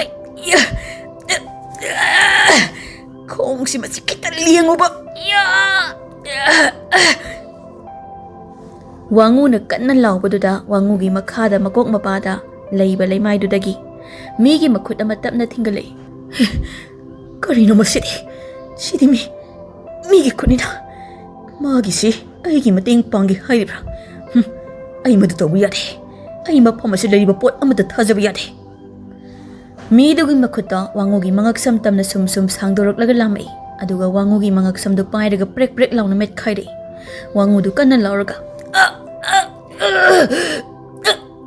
ꯑꯩ ꯁꯣꯏꯗꯅ ꯁꯤꯔꯅꯤ ꯉꯁꯤꯗꯤ ꯑꯩꯒꯤ ꯈꯣꯡꯁꯤꯒ ꯈꯨꯠꯁꯥ ꯑꯁꯤꯒꯅ ꯂꯩꯊꯛ ꯂꯩꯈꯥꯁꯤ ꯆꯤꯡꯊꯦꯛꯅꯕꯗ ꯑꯩꯒꯤ ꯍꯛꯆꯥꯡꯁꯤ ꯁꯣꯏꯗꯅ ꯇꯠꯄ ꯇꯥꯔꯦ ꯋꯥꯡꯉꯨꯗꯨ ꯂꯥꯎꯔꯒ ꯃꯈꯣꯡꯗꯨ ꯅꯣꯝꯕꯗ ꯃꯈꯣꯡ ꯑꯣꯏꯒꯤ ꯈꯣꯡꯎꯞꯇꯨ ꯐꯠ ꯂꯥꯎꯅ ꯅꯥꯟꯊꯣꯔꯛꯏ ꯑꯉꯛꯄꯅꯤ ꯋꯥꯡꯉꯨꯒꯤ ꯃꯈꯣꯡꯗꯨ ꯈꯣꯡꯎꯞꯇꯒꯤ ꯅꯥꯟꯊꯣꯔꯛꯄꯒ ꯃꯈꯣꯡ ꯅꯥꯝꯃꯗꯨ ꯂꯦꯡꯕ ꯌꯥꯔꯦ ꯀꯔꯤꯅꯣ ꯑꯩꯒꯤ ꯈꯣꯡꯁꯤ ꯂꯦꯡꯕ ꯌꯥꯔꯤꯅ ꯁꯤꯗꯤ ꯈꯣꯡꯎꯞꯁꯤ ꯅꯥꯟꯊꯣꯛꯄꯒꯤ ꯑꯗꯨꯗꯤ ꯈꯣꯡꯎꯞ ꯅꯥꯝꯃꯁꯤꯁꯨ ꯉꯛꯁꯤꯁꯨ ꯈꯨꯠꯁꯤꯅ ꯆꯤꯡꯕꯗ ꯑꯩ ꯁꯤꯕꯅ ꯍꯥꯟꯕ ꯇꯥꯔꯦ ꯑꯩ ꯈꯣꯡꯎꯞ ꯅꯥꯝꯃꯁꯤꯁꯨ ꯑꯃꯨꯛꯇ ꯁꯣꯝꯗ ꯃꯤ ꯃꯈꯨꯠꯇꯨꯅ ꯋꯥꯡꯉꯨꯒꯤ ꯃꯉꯛꯇ ꯀꯟꯅ ꯃꯦꯠꯂꯒ ꯆꯤꯡꯂꯤ ꯑꯗꯨꯒ ꯋꯥꯡꯉꯨꯁꯨ ꯃꯥꯒꯤ ꯃꯈꯣꯡ ꯌꯦꯠꯀꯤ ꯈꯣꯡꯎꯞꯇꯨ ꯀꯟꯅ ꯅꯣꯝꯂꯤ ꯃꯤꯀꯨꯞ ꯑꯃꯗ ꯋꯥꯡꯉꯨꯗꯨ ꯈꯣꯡꯎꯞꯇꯨ ꯍꯦꯛ ꯁꯠꯇꯣꯛꯄꯒ ꯋꯥꯡꯉꯨꯒꯤ ꯃꯁꯥꯗꯨ ꯃꯈꯥ ꯊꯪꯕ ꯂꯩꯃꯥꯏ ꯍꯥꯏꯕꯗꯤ ꯃꯥꯒꯤ ꯃꯉꯛ ꯃꯦꯠꯂꯤꯕ ꯃꯈꯨꯠꯇꯨꯅ ꯊꯤꯟꯗꯣꯔꯛꯄ ꯂꯩꯃꯥꯏꯔꯣꯝꯗ ꯙꯨꯞ ꯂꯥꯎꯅ ꯇꯥꯔꯛꯏ ꯃꯤ ꯃꯈꯨꯠꯇꯨꯁꯨ ꯋꯥꯡꯉꯨꯒꯤ ꯃꯉꯛꯇꯨ ꯃꯦꯠꯄ ꯂꯦꯞꯇꯦ ꯋꯥꯡꯉꯨꯗꯨ ꯃꯃꯤꯠ ꯑꯅꯤ ꯑꯗꯨ ꯆꯣꯡꯊꯣꯛꯀꯗꯧꯔꯦ ꯋꯥꯡꯉꯨꯗꯨ ꯂꯩꯕꯥꯛꯇ ꯐ꯭ꯔꯤꯡ ꯐ꯭ꯔꯤꯡ ꯀꯥꯎꯔꯒ ꯀꯗꯥꯏꯅꯣ ꯑꯩꯒꯤ ꯊꯥꯡꯗꯨ ꯋꯥꯡꯉꯨꯗꯨ ꯃꯥꯒꯤ ꯃꯈ꯭ꯋꯥꯡꯗ ꯌꯦꯞꯄꯤꯕ ꯊꯥꯡꯗꯨ ꯐꯠ ꯂꯥꯎꯅ ꯁꯠꯇꯣꯛꯂꯒ ꯃꯤ ꯃꯈꯨꯠꯇꯨꯗ ꯂꯥꯝꯃꯒ ꯇꯨꯕꯠ ꯂꯥꯎꯅ ꯀꯛꯈꯤ ꯑꯗꯨꯕꯨ ꯂꯥꯏꯕꯛ ꯊꯤꯕꯗꯤ ꯃꯆꯤꯜ ꯃꯅꯥꯎ ꯇꯔꯦꯠꯇꯨꯅ ꯅꯤꯡꯊꯧ ꯈꯨꯕꯝ ꯃꯨꯟꯅꯕꯗꯒꯤ ꯀꯣꯅꯨꯡ ꯊꯥꯗꯣꯛꯇꯨꯅ ꯆꯠꯈ꯭ꯔꯤꯉꯩ ꯃꯄꯥ ꯅꯤꯡꯊꯧꯒꯤ ꯁꯅꯥ ꯀꯣꯅꯨꯡꯗ ꯑꯇꯣꯞꯄ ꯂꯩꯕꯥꯛ ꯑꯃꯅ ꯂꯥꯟ ꯇꯥꯅꯕ ꯂꯥꯟꯃꯤ 10,000 ꯇꯝꯊꯤꯔꯕ ꯍꯤꯡꯆꯥꯕ ꯃꯥꯟꯕꯁꯤꯡ ꯑꯃꯗꯤ ꯇꯝꯊꯤꯔꯕ ꯁꯥ ꯀꯩ ꯀꯌꯥ ꯌꯥꯎꯕ ꯃꯤ ꯑꯃꯗꯤ ꯁꯥ ꯀꯌꯥ ꯀꯗꯝꯕꯒꯤ ꯂꯩꯕꯥꯛ ꯇꯝꯅ ꯑꯔꯣꯟꯕ ꯂꯝꯕꯤ ꯑꯃꯗ ꯍꯨꯞꯇꯅ ꯆꯪꯂꯛꯄ ꯆꯤꯡ ꯃꯇꯣꯜ ꯑꯃꯗꯒꯤ ꯂꯩꯍꯦꯟꯕꯅ ꯁꯥ ꯇꯥꯟꯊꯣꯛꯄ ꯀꯥꯔꯛꯄꯗ ꯎꯔꯝꯃꯤ ꯍꯤꯡꯆꯥꯕ ꯃꯥꯟꯕꯁꯤꯡꯗꯨ ꯆꯤꯡ ꯀꯥꯔꯛ ꯑꯃꯗ ꯃꯆꯤ ꯄꯥꯟꯕ ꯎꯇꯨꯞ ꯋꯥꯇꯨꯞ ꯀꯌꯥ ꯄꯥꯏꯗꯨꯅ ꯆꯤꯡ ꯀꯥꯔꯛꯇꯨꯗ ꯁꯪꯒꯨ ꯍꯨꯞꯇꯨꯅ ꯆꯪꯂꯛꯂꯤ ꯅꯤꯡꯊꯧ ꯂꯩꯕꯥꯛꯇ ꯂꯩꯍꯦꯟꯕꯗꯨ ꯆꯤꯡ ꯃꯇꯣꯟꯗ ꯁꯤꯗꯤ ꯇꯥꯏꯕꯪ ꯃꯤꯗ ꯁꯍꯤꯡꯆꯥꯕ ꯉꯥꯛꯇꯅꯤꯅ ꯃꯤꯑꯣꯏꯁꯤꯡ ꯑꯁꯤ ꯂꯩꯕꯥꯛ ꯑꯁꯤꯗ ꯂꯣꯟꯅ ꯂꯟꯗꯥꯕ ꯆꯪꯂꯛꯄ ꯁꯣꯏꯗꯅ ꯑꯣꯏꯒꯅꯤ ꯂꯩꯍꯦꯟꯕꯗꯨ ꯃꯥꯒꯤ ꯈꯨꯜ ꯃꯈꯥꯗ ꯅꯨꯡꯁꯤꯠꯀꯤ ꯃꯥꯡ ꯊꯥꯅ ꯎ ꯃꯇꯣꯟꯗ ꯆꯣꯡꯗꯨꯅ ꯀꯨꯝꯊꯔꯛꯏ ꯂꯩꯍꯦꯟꯅ ꯅꯦꯠꯂꯒ ꯆꯦꯜꯂꯤꯕꯗꯨ ꯎ ꯃꯁꯥ ꯃꯇꯣꯟꯗꯅꯤ ꯂꯩꯍꯦꯟꯕꯗꯨ ꯈꯨꯟꯌꯥꯏꯗ ꯅꯤꯄꯥꯟ ꯅꯍꯥ 100 ꯑꯗꯨꯅ ꯑꯩꯈꯣꯏ ꯌꯥꯝꯅ ꯊꯨꯅ ꯍꯤꯡꯆꯥꯕ ꯃꯥꯟꯕꯁꯤꯡꯗꯣ ꯊꯤꯡꯅꯕ ꯇꯧꯁꯤ ꯏꯌꯥꯝꯕꯁꯤꯡ ꯅꯤꯄꯥ ꯃꯌꯥꯝꯗꯨꯅ ꯊꯤꯟꯊꯕ ꯇꯧꯔꯣꯏꯁꯤ ꯈꯨꯂꯥꯛꯄ ꯏꯅꯥꯎ ꯌꯥꯝꯅ ꯊꯨꯅ ꯍꯤꯡꯆꯥꯕꯁꯤꯡꯗꯨ ꯊꯤꯡꯁꯤ ꯑꯩꯈꯣꯏꯒꯤ ꯁꯥ ꯀꯩ ꯅꯣꯡꯁꯥꯁꯤꯡꯕꯨ ꯂꯥꯏꯅ ꯍꯥꯠꯄꯒꯤ ꯂꯥꯡꯗꯣ ꯃꯈꯣꯏꯗꯁꯨ ꯊꯥꯛꯂꯁꯤ ꯂꯩꯍꯦꯟꯕ ꯌꯥꯎꯔꯒ ꯃꯣꯏ 100 ꯎꯔꯛꯇ ꯈꯩꯔꯣꯏ ꯌꯣꯡ ꯃꯥꯅ ꯅꯨꯡꯁꯤꯠꯀꯤ ꯃꯥꯡ ꯊꯥꯅ ꯁꯠ ꯂꯥꯎꯅ ꯃꯥꯡꯅꯈꯤ ꯑꯗꯨꯕꯨ ꯁꯣꯝꯗꯗꯤ ꯅꯤꯡꯊꯧ ꯀꯣꯅꯨꯡꯗ ꯍꯤꯡꯆꯥꯕ ꯃꯌꯥꯝ ꯂꯥꯛꯄꯒꯤ ꯃꯅꯤꯜ ꯈꯖꯤꯛꯇ ꯐꯥꯎꯕ ꯐꯪꯕ ꯅꯠꯇꯦ ꯅꯤꯡꯊꯧ ꯀꯗꯝꯕꯗꯨ ꯁꯅꯥ ꯀꯣꯅꯨꯡ ꯁꯪꯒꯥꯏ ꯃꯅꯨꯡꯗ ꯐꯝꯅꯥꯏꯕꯁꯤꯡꯒ ꯃꯈꯣꯏ ꯇꯔꯦꯠꯄꯨ ꯑꯩꯅ ꯆꯥꯡꯌꯦꯡ ꯇꯧꯕ ꯈꯛ ꯅꯠꯇꯅ ꯆꯩꯔꯥꯛ ꯄꯤꯕꯒꯨꯝꯕꯅꯤ ꯑꯩꯅ ꯃꯐꯝꯗꯨꯗ ꯊꯥꯔꯤꯕꯗꯣ ꯃꯗꯨꯅ ꯃꯈꯣꯏ ꯇꯔꯦꯠꯄꯨ ꯑꯐꯕ ꯋꯥꯈꯜ ꯑꯃꯃꯝ ꯈꯟꯗꯨꯅ ꯀꯣꯅꯨꯡꯗ ꯍꯜꯂꯛꯄ ꯉꯝꯂꯕ ꯑꯩꯒꯤ ꯆꯥꯡꯌꯦꯡ ꯃꯥꯏ ꯄꯥꯛꯂꯦ ꯐꯝꯅꯥꯏꯕ ꯑꯃꯅ ꯑꯗꯨꯗꯤ ꯃꯈꯣꯏꯗ ꯊꯤꯍꯜꯂꯤꯕ ꯑꯉꯥꯡ ꯑꯗꯨꯒꯤ ꯋꯥꯐꯝꯗꯨꯅ ꯀꯃꯥꯏ ꯇꯧꯕ ꯅꯤꯡꯊꯧ ꯃꯗꯨ ꯑꯩꯅ ꯁꯦꯝꯖꯤꯟ ꯁꯥꯖꯤꯟꯕ ꯋꯥꯔꯤꯅꯤ ꯑꯉꯥꯡ ꯑꯗꯨꯗꯤ ꯑꯩꯒꯤ 9 ꯁꯨꯕꯤ ꯅꯨꯄꯤꯒꯤ ꯍꯥꯏꯕꯗꯤ ꯑꯩꯒꯤ 9 ꯁꯨꯕ ꯏꯆꯥꯕꯨ ꯎꯔꯒ ꯑꯩꯒꯤ ꯋꯥꯈꯜꯗ ꯁꯥꯒꯠꯂꯛꯈꯤꯕ ꯋꯥꯔꯤ ꯑꯃꯈꯛꯅꯤ ꯃꯗꯨꯒꯤ ꯑꯉꯥꯡꯒꯤ ꯋꯥꯔꯤꯗꯣ ꯃꯈꯣꯏ ꯇꯔꯦꯠꯇ ꯆꯥꯡꯌꯦꯡ ꯍꯥꯏꯕꯁꯤꯗꯤ ꯀꯔꯤꯒꯨꯝꯕ ꯄꯣꯠ ꯑꯃ ꯐꯪꯅꯕ ꯊꯤꯕ ꯆꯠꯄꯗꯨꯅꯤ ꯏꯆꯝ ꯆꯝꯅ ꯈꯨꯗꯣꯡ ꯊꯤꯕ ꯑꯗꯨ ꯃꯥꯌꯣꯛꯅꯔꯨꯔꯣ ꯍꯥꯏꯅ ꯊꯥꯖꯤꯟꯕꯗꯨꯗꯤ ꯆꯥꯡꯌꯦꯡ ꯀꯧꯗꯦ ꯐꯝꯅꯥꯏꯕ ꯅꯨꯄꯤ ꯑꯃꯅ ꯑꯁꯨꯝꯕꯅꯤ ꯏꯅꯤꯡꯊꯧꯒꯤ ꯑꯆꯧꯕ ꯏꯆꯥ ꯇꯔꯦꯠꯁꯦ ꯑꯣꯟꯊꯣꯛꯅꯁꯨ ꯋꯥꯈꯜ ꯊꯦꯟꯃꯟꯈ꯭ꯔꯦ ꯃꯈꯣꯏꯅ ꯅꯤꯡꯊꯧ ꯑꯣꯏꯔꯒ ꯂꯩꯕꯥꯛꯁꯤ ꯀꯔꯝꯅ ꯇꯧꯍꯧꯕ ꯍꯥꯏꯕ ꯋꯥꯈꯜꯗ ꯑꯩꯈꯣꯏ ꯑꯀꯤꯕ ꯄꯣꯛꯏ ꯇꯨꯡꯒꯤꯗꯃꯛꯇ ꯄꯥꯝꯕꯩ ꯑꯃ ꯇꯧꯗꯨꯅ ꯃꯈꯣꯏ ꯇꯔꯦꯠꯇꯤ ꯅꯤꯡꯊꯧ ꯑꯣꯏꯕ ꯊꯤꯡꯒꯅꯤ ꯑꯩꯅ ꯃꯈꯣꯏ ꯇꯔꯦꯠ ꯎꯅꯕꯗ ꯃꯃꯥ ꯇꯔꯦꯠꯃꯛ ꯉꯟꯅ ꯂꯣꯏꯅ ꯀꯥꯏꯅꯈ꯭ꯔꯦ ꯑꯣꯟꯊꯣꯛꯄ ꯃꯄꯨ ꯃꯥꯒꯤ ꯅꯣꯡꯗꯝꯅꯤ ꯅꯣꯡꯃꯗ ꯃꯈꯣꯏ ꯇꯔꯦꯠꯀꯤ ꯃꯃꯥꯗꯨ ꯑꯩꯉꯣꯟꯗ ꯂꯨꯍꯣꯡꯈꯤꯕꯅꯤ ꯆꯍꯤ ꯑꯃꯒꯤ ꯃꯇꯨꯡ ꯃꯈꯣꯏ ꯇꯔꯦꯠꯇꯨ ꯅꯣꯡꯃꯗ ꯄꯨꯟꯅ ꯄꯣꯛꯈꯤ ꯑꯗꯨꯕꯨ ꯑꯩꯒꯤ ꯂꯥꯏꯕꯛ ꯊꯤꯕꯗꯤ ꯃꯈꯣꯏ ꯇꯔꯦꯠꯀꯤ ꯃꯃꯥ ꯇꯔꯦꯠ ꯑꯗꯨ ꯑꯉꯥꯡ ꯎꯅꯕ ꯂꯣꯏꯕꯒ ꯂꯥꯏꯒꯤ ꯈꯨꯌꯥ ꯂꯣꯏꯅ ꯇꯥꯟꯈꯤ ꯑꯗꯨꯒ ꯑꯩꯒꯤ ꯑꯀꯣꯟꯕꯒꯤ ꯑꯇꯣꯟꯕꯤ ꯑꯁꯤꯗꯤ ꯃꯔꯥꯏꯕꯛ ꯐꯕ ꯍꯥꯏꯖꯒꯦ ꯑꯩꯒꯤꯁꯨ ꯆꯍꯤ 15ꯒꯤ ꯃꯇꯨꯡ ꯑꯩꯒꯤ 7 ꯁꯨꯕ ꯅꯨꯄꯤ ꯑꯃꯗꯤ ꯏꯆꯥꯁꯤꯗꯤ ꯇꯦꯛꯇ ꯀꯥꯏꯗꯅ ꯑꯩꯒꯤ ꯏꯅꯥꯛꯇ ꯂꯩꯔꯤ ꯍꯧꯖꯤꯛ ꯑꯩꯒꯤ 7 ꯁꯨꯕ ꯄꯣꯛꯄꯗ ꯉꯥꯏꯔꯤꯕ ꯏꯆꯥꯅꯨꯄꯥꯗꯣ ꯃꯈꯣꯏ ꯃꯌꯥꯝꯕ ꯇꯔꯦꯠ ꯍꯥꯠꯀꯅꯤ ꯍꯥꯏꯅ ꯁꯦꯟꯅꯔꯤꯕꯗꯨ ꯍꯧꯖꯤꯛ ꯌꯥꯝꯅ ꯁꯥꯐꯕ ꯃꯐꯝ ꯑꯃꯗ ꯊꯝꯂꯤ ꯑꯩꯅ ꯐꯝꯅꯥꯏꯕꯁꯤꯡꯗꯨ ꯅꯤꯡꯊꯧꯗ ꯃꯃꯣꯟ ꯅꯣꯛꯅ ꯌꯦꯡꯗꯨꯅ ꯐꯝꯅꯔꯤ ꯅꯨꯃꯤꯠ 9-9 ꯍꯧꯈ꯭ꯔꯦ ꯍꯤꯡꯁꯥꯕ ꯃꯥꯟꯕꯁꯤꯡꯗꯨꯁꯨ ꯃꯤ ꯇꯥꯗꯕ ꯆꯤꯡꯅꯨꯡ ꯃꯅꯨꯡ ꯄꯥꯠ ꯇꯨꯔꯦꯜ ꯀꯌꯥ ꯁꯝꯗꯨꯅ ꯅꯤꯡꯊꯧꯒꯤ ꯀꯣꯅꯨꯡ ꯇꯝꯅ ꯂꯦꯞꯄ ꯂꯩꯇꯅ ꯂꯥꯛꯂꯤ ꯑꯗꯨꯕꯨ ꯁꯤꯡꯕꯗ ꯃꯄꯥ ꯂꯩꯇ꯭ꯔꯕ ꯂꯩꯍꯦꯟꯕꯅ ꯅꯤꯡꯊꯧꯒꯤ ꯂꯩꯕꯥꯛ ꯑꯁꯤꯗ ꯃꯥꯅ ꯈꯪꯗꯕ ꯑꯔꯣꯟꯕ ꯂꯝꯕꯤ ꯂꯩꯇꯦ ꯆꯤꯡ ꯄꯥꯠ ꯇꯨꯔꯦꯜ ꯂꯩꯇꯦ ꯂꯩꯍꯦꯟꯕꯗꯨ ꯌꯥꯝꯅ ꯋꯥꯡꯕ ꯅꯨꯡꯒꯤ ꯆꯤꯡ ꯑꯅꯤ ꯀꯥꯔꯛꯀꯤ ꯃꯇꯣꯟ ꯅꯥꯀꯟꯗ ꯂꯦꯞꯄꯒ ꯃꯈꯣꯏꯁꯤꯡꯗꯣ ꯂꯝꯕꯤ ꯑꯁꯤ ꯇꯥꯅꯕ ꯂꯥꯛꯀꯗꯧꯔꯤꯕꯅꯤ ꯏꯌꯥꯝꯕꯁꯥ ꯌꯦꯡꯉꯨꯇꯣ ꯃꯌꯥꯝ ꯅꯈꯣꯏꯅ ꯃꯪꯂꯥꯟꯗ ꯑꯃꯨꯛꯇꯪ ꯑꯣꯏꯔꯕꯁꯨ ꯎꯖꯒꯦꯅ ꯂꯥꯏ ꯈꯨꯔꯨꯝꯂꯤꯕ ꯅꯤꯡꯊꯧꯒꯤ ꯁꯅꯥ ꯀꯣꯅꯨꯡ ꯍꯥꯏꯔꯤꯕꯗꯣ ꯂꯥꯞꯅ ꯎꯔꯤꯕ ꯂꯨꯄꯥ ꯃꯆꯨꯒꯤ ꯆꯥꯎꯔꯕ ꯌꯨꯝ ꯑꯁꯤꯅꯤ ꯃꯣꯏ ꯃꯌꯥꯝꯗꯨ ꯄꯨꯟꯅ ꯏꯁ ꯅꯤꯡꯊꯧꯒꯤ ꯀꯣꯅꯨꯡꯁꯤꯗꯤ ꯃꯇꯣꯟꯅ ꯁꯅꯥꯒꯤ ꯃꯆꯨꯁꯨ ꯇꯩꯍꯦ ꯏꯁ ꯐꯖꯔꯦꯗ ꯃꯣꯏ ꯃꯌꯥꯝꯗꯨ ꯅꯤꯡꯊꯧ ꯀꯣꯅꯨꯡꯗꯨ ꯈꯨꯅꯤꯡ ꯊꯥꯡꯒꯠꯇꯅ ꯈꯨꯗꯣꯝꯕꯤꯒ ꯊꯤꯟꯗꯅ ꯋꯥꯔꯤ ꯁꯥꯟꯅꯔꯤ ꯂꯩꯍꯦꯟꯕꯅ ꯑꯃꯨꯛꯇ ꯇꯥꯗ꯭ꯔꯤꯕ ꯑꯣꯟꯊꯣꯛꯅ ꯅꯨꯡꯉꯥꯏꯔꯕ ꯃꯣꯟꯗ꯭ꯔꯪꯒꯤ ꯋꯥꯔꯤꯁꯤꯡꯗꯨ ꯇꯥꯅ ꯂꯩꯍꯦꯟꯕꯗꯨ ꯍꯤꯡꯆꯥꯕ ꯃꯥꯟꯕ ꯃꯌꯥꯝꯗꯨ ꯍꯥꯠꯅꯕ ꯂꯥꯡ ꯊꯥꯛꯅꯕ ꯋꯥꯈꯜ ꯊꯥꯗꯔꯤ ꯅꯨꯃꯤꯗꯥꯡꯅꯤ ꯅꯨꯡꯒꯤ ꯆꯤꯡ ꯃꯊꯛꯇ ꯃꯩ ꯃꯆꯥ ꯑꯃ ꯍꯧꯔꯒ ꯁꯥ ꯈꯔꯁꯨ ꯂꯧꯔꯤ ꯂꯩꯍꯦꯟꯕꯒꯤ ꯀꯥꯡꯕꯨꯗꯣ ꯄꯥꯛꯄꯅ ꯂꯩꯍꯦꯟꯕ ꯀꯔꯝ ꯀꯥꯟꯗꯒ ꯌꯧꯔꯛꯀꯗꯕ ꯃꯥꯜꯂꯦ ꯑꯩꯈꯣꯏꯅ ꯍꯥꯠꯀꯗꯕ ꯍꯤꯡꯆꯥꯕꯁꯤꯡꯗꯣ ꯍꯨꯝꯅꯤꯗꯤ ꯆꯪꯈꯤꯅꯤ ꯗꯥꯗꯥ ꯃꯪꯒꯤꯅ ꯏꯆꯥꯒꯤ ꯂꯥꯂꯣꯡ ꯂꯥꯡꯁꯤꯗꯤ ꯍꯟꯗꯛꯇꯤ ꯍꯤꯡꯆꯥꯕ ꯑꯃꯠꯇꯕꯨ ꯍꯤꯡꯂꯣꯏꯗꯧꯔꯤ ꯀꯗꯥꯏꯗꯒꯤ ꯀꯃꯥꯏꯅ ꯊꯦꯡꯅꯔꯤꯕꯅꯣ ꯈꯪꯗꯦ ꯃꯐꯝ ꯑꯁꯤ ꯑꯩꯅ ꯐꯅ ꯀꯣꯛꯊꯣꯛꯑꯁꯨ ꯇꯥꯗ ꯈꯨꯔꯥꯏ ꯌꯥꯎꯗ꯭ꯔꯗꯤ ꯑꯣꯏꯗꯧꯕ ꯅꯠꯇꯦꯗ ꯇꯣꯝꯕꯅ ꯂꯥꯏꯕꯛ ꯐꯗꯅ ꯅꯤꯡꯊꯧꯅ ꯑꯩꯈꯣꯏꯕꯨ ꯃꯁꯛ ꯑꯃꯨꯛꯇꯪ ꯈꯪꯕꯤꯔꯕ ꯑꯩꯅ ꯏꯅꯤꯡꯊꯧꯗ ꯍꯥꯏꯖꯒꯗꯕꯗꯤ ꯏꯅꯤꯡꯊꯧꯒꯤ ꯀꯣꯅꯨꯡꯗ ꯂꯥꯏꯕꯛ ꯀꯠꯇꯨꯅ ꯑꯃꯨꯛꯇꯪ ꯆꯪꯖꯒꯦ ꯍꯥꯏꯒꯅꯤ ꯀꯔꯤꯒꯨꯝꯕ ꯁꯅꯥ ꯀꯣꯅꯨꯡꯕꯨ ꯑꯃꯨꯛꯇꯪ ꯆꯪꯕ ꯐꯪꯖꯔꯕ ꯑꯩ ꯁꯤꯔꯕꯁꯨ ꯌꯥꯔꯦ ꯑꯩ ꯏꯕꯣꯝꯆꯥꯅ ꯑꯩꯁꯨ ꯏꯅꯤꯡꯊꯧꯕꯨ ꯑꯃꯨꯛꯇꯪ ꯎꯕ ꯐꯪꯖꯔꯕ ꯑꯩ ꯁꯤꯔꯕꯁꯨ ꯌꯥꯔꯦ ꯂꯩꯍꯦꯟꯕ ꯑꯍꯜꯁꯤꯡꯒꯤ ꯅꯨꯡꯁꯤꯔꯕ ꯋꯥꯍꯩꯁꯤꯡ ꯑꯗꯨ ꯇꯥꯔꯒ ꯂꯩꯍꯦꯟꯕꯗꯨ ꯃꯃꯣꯟ ꯅꯣꯛꯆꯔꯤ ꯁꯥꯁꯨ ꯁꯦꯠꯂꯒ ꯑꯍꯜꯁꯤꯡ ꯑꯗꯨꯗ ꯌꯦꯟꯅ ꯆꯥꯔꯤ ꯑꯗꯨꯕꯨ ꯃꯣꯏ ꯃꯌꯥꯝꯅ ꯃꯩ ꯇꯦꯛꯂꯒ ꯍꯤꯡꯆꯥꯕ ꯂꯥꯛꯄ ꯉꯥꯏꯔꯤꯕꯗꯨ ꯁꯗꯥꯟꯕ ꯅꯤꯄꯥ ꯑꯃꯅ ꯂꯥꯞꯅ ꯎꯕꯗꯒꯤ ꯁꯤꯗꯤ ꯏꯅꯤꯡꯊꯧꯗ ꯂꯥꯟꯗꯥꯕ ꯂꯥꯛꯄ ꯁꯣꯏꯗꯅ ꯑꯣꯏꯒꯅꯤ ꯑꯩ ꯏꯅꯤꯡꯊꯧꯒꯤ ꯃꯅꯥꯛꯇ ꯄꯥꯎꯇꯕ ꯆꯦꯜꯂꯦ ꯂꯩꯍꯦꯟꯕꯅ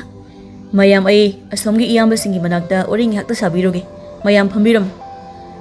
ꯁꯣꯝꯗ ꯑꯋꯥꯕ ꯈꯨꯗꯣꯡꯊꯤꯕ ꯀꯌꯥ ꯃꯥꯌꯣꯛꯅꯗꯨꯅ ꯃꯊꯪ ꯂꯥꯛꯂꯕ ꯃꯇꯨꯡ ꯑꯔꯣꯏꯕ ꯆꯥꯡꯌꯦꯡꯒꯤ ꯃꯐꯝ ꯑꯃꯗ ꯃꯆꯤꯟ ꯃꯅꯥꯎ ꯇꯔꯦꯠꯇꯨ ꯄꯨꯟꯅ ꯊꯦꯡꯅꯔꯝꯃꯤ ꯃꯣꯏ ꯇꯔꯦꯠꯇꯨ ꯃꯄꯥ ꯅꯤꯡꯊꯧꯗ ꯁꯥꯊꯤꯅ ꯁꯥꯎꯔꯝꯃꯤ ꯑꯇꯣꯝꯕꯅ ꯃꯐꯝꯁꯤ ꯑꯩꯈꯣꯏꯒꯤ ꯑꯔꯣꯏꯕ ꯆꯥꯡꯌꯦꯡ ꯃꯐꯝꯅꯤ ꯍꯥꯏꯅ